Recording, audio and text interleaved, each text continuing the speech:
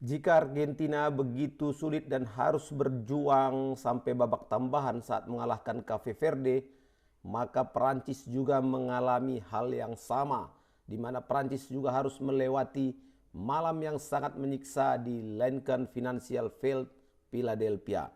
Bayangkan sobatku, mereka harus bertanding dengan suhu mencapai 38 derajat Celcius dan Les Blues yang menguasai pertandingan hampir sepanjang laga dengan 76% penguasaan bola, tetapi Prancis baru mampu memecah kebuntuan lewat penalti Kylian Mbappe di menit 70. Sobat-sobat papat Tola Football, apa yang terjadi dalam pertandingan Paraguay versus Prancis? Mengapa hanya tercipta satu gol untuk kemenangan Prancis di malam tadi malam? Jangan kemana-mana sobat, kita akan bahas di review match laga Paraguay versus Prancis.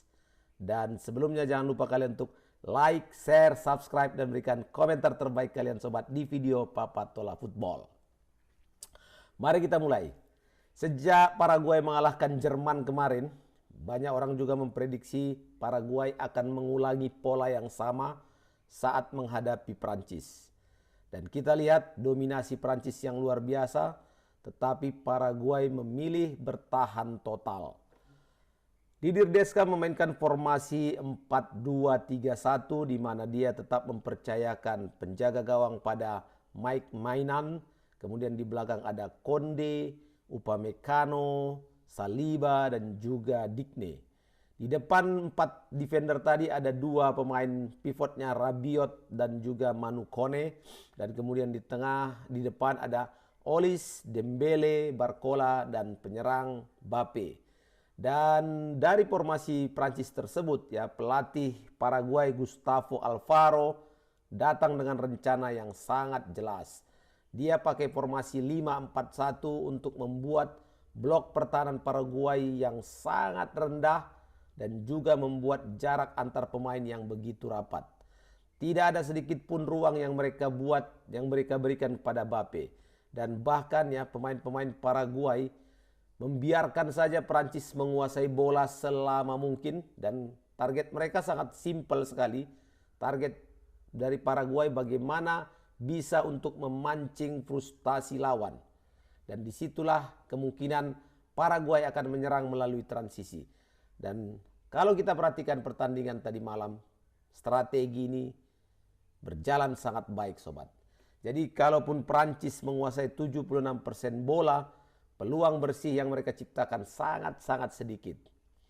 Jadi Mbappe dalam pertandingan tersebut ini menjadi hal yang menarik saat Paraguay memperlakukan dia Setiap kali Mbappe menerima bola, langsung dikepung minimal 2 pemain, bahkan hingga 3 pemain Paraguay.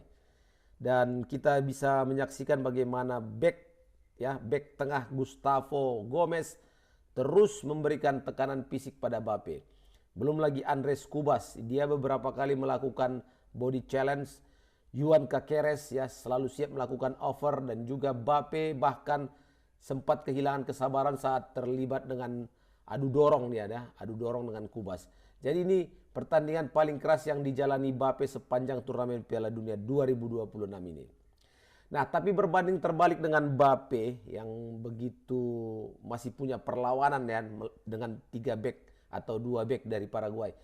Tapi Olis dan Barcola sepertinya mati kutu sobat dalam pertandingan menghadapi Paraguay. Biasanya kan kita tahu bagaimana aksi dari Mikel Olis, dia bisa jadi kreatornya Prancis, tapi menghadapi Paraguay hampir tidak ada ruang. Jadi setiap menerima bola, 2 pemain Paraguay langsung menutup jalur umpannya Olis. Dan Bradley Barcola juga kesulitan, sama seperti Olis. Jadi kecepatannya Barcola juga tidak berguna karena Paraguay bertahan terlalu dalam. Dan di situ bahkan Barcola sudah dapat kartu kuning lagi sejak babak pertama. Nah, karena minimnya kreativitas di sisi kiri, akhirnya pelatih Prancis Deschamps mengambil keputusan penting. Dia ganti si Barcola, dia masukkan Desirdo di menit 61. Justru disinilah awal dari titik balik pertandingan saat Dow masuk, dan terjadi perbedaan karena selama Barcola di babak pertama dia sering berlari di sisi lapangan, sementara kalau Dow dia berani masuk ke half space kiri dan membawa bola langsung ke jantung pertahanan Paraguay. Jadi hanya beberapa menit ya setelah Dow masuk, Diego Gomez terlambat mengantisipasi. Jadi terjadi kontak. Wasit awalnya sih membiarkan permainan tetap berjalan gitu kan, tapi kemudian ada ruang VAR yang memberikan komunikasi dan setelah ditinjau monitor, penalti menjadi milik Prancis.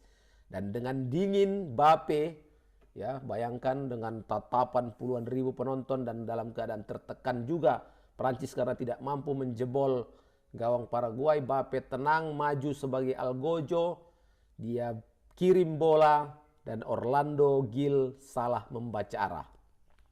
Gol 1-0 dan gol ini bukan sekedar membawa Prancis unggul atas Paraguay, tapi gol ini membuat Mbappe menyamai koleksi gol Lionel Messi dalam perebutan Golden Boot di Piala Dunia ini dengan 7 gol. Dan ini sekaligus terus ya mendekati rekor gol sepanjang masa Messi. Nah, kalau melihat pertandingan secara keseluruhan, tidak salah juga sebenarnya kalau Papatola mengatakan Orlando Gil, ya penjaga gawang Paraguay ini bisa menjadi pahlawannya Paraguay. Karena meskipun kalah atau jebol dibuat oleh Messi dalam penalti, tapi harus diingat Gil 2 kali menggagalkan peluang emas Mbappe secara beruntun. Kalau itu gagal ditangani ya mungkin bisa saja Paraguay kalah 3-0 atau 4-0. Nah, dari pertandingan dari menit awal sampai akhir Paraguay hampir tanpa menyerang sobat. Ya. Tidak punya ancaman ke gawang Prancis. Mereka hanya fokus bertahan, shot on targetnya aja. Shot on target itu baru ada di menit 90 ya. Itu pun karena sudah ketinggalan dari penalti Mbappe. Pertandingan mau berakhir, berani menyerang, ya berani keluar, punya kesempatan shot on target.